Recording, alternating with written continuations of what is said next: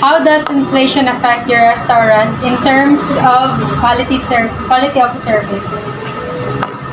Affects, syempre, wala na kaayo mo dahil ka diba, lisod kayong pangitas kalibutan karon kung asa mangitag ko like barato lang ba yan mi pero nag-increase mi before pag in pa lang nyo diba mo ang S2 is 68 nag-increase mi 1 peso tungod sa mahal na sa gyud ang palaliton like electric mi dire gataas ang power bill apektado pero nagyapon diners parehan ninyo regular customer.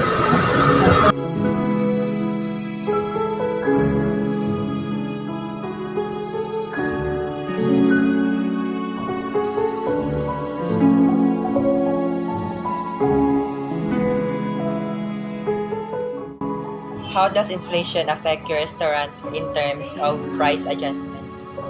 Daw kay siya epekto ng nagmahal man gid ang mga palaliton.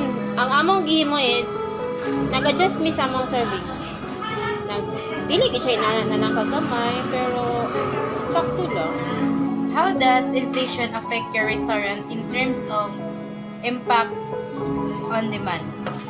Dako siya og kaning impact like para sa una daghan mo order og S3.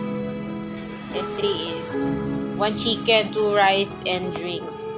So wala na kayo siya like mag-offer na ko og free refill para lang sige gyapon siya ma-order. Tas isa sa among ginahimo is ga-post mi sa among page.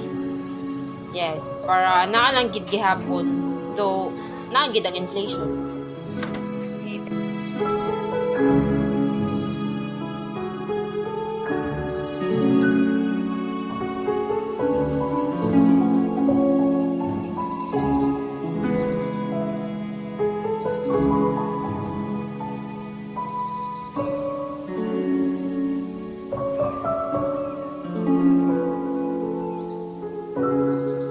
How does inflation affect your restaurant in terms of room rates and occupancy?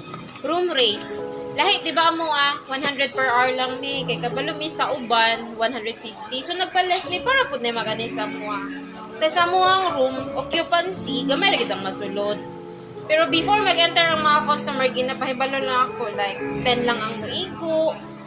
Para aware sila nga inanara kagamay mo ang room. Dili siya na nakadako. Tapos 100 lang sad mi. Low price lang mi kay dili mi air condition. Like, electric fan lang. How does inflation affect your restaurant in terms of cost of goods and services? Cost of goods. Kuan mi ka trabahante dire upat. Expenses na mo everyday. Mag-lessen na mi. Pero bulk ay kanang bulto mi monthly para nga mabuo na mo kana pa mi monthly rental dire. So ginatigom sa mga tag-iya ang tawag ani amo ang halin, amo ang ilahang tawag ana ginansya kay upat ang trabahante. Wala po siya nakaapekto sa amo ang sweldo ang inflation. Walay nag-decrease ang sweldo, walay nag-increase. Do dili mi parehas og sweldo, sakto lang. Wala ra po nakaapekto ang inflation sa among sweldo. O sa among mga expenses nga palitunon, wala ra sad mi nagkulang, wala ra sad nagsobra.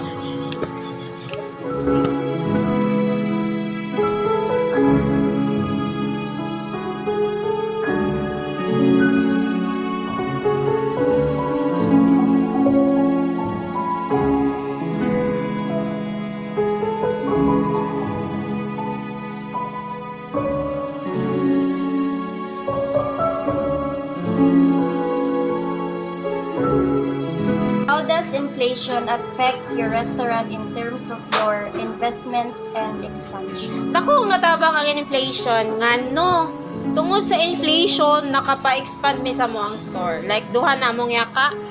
Kay syempre, na-inflation, nag-increase po ang price sa among baligya. So nakatigom ang mga tag-iya sa ilahang tawag ani ginansya.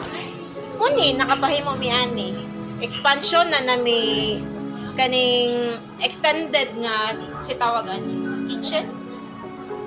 Like niluwag sa cute, tas nga kapamalit mi og mga uban butang like this. na na may printing, na na may lamination, na na may Xerox, na na may KTV bar. Oh, what more to offer?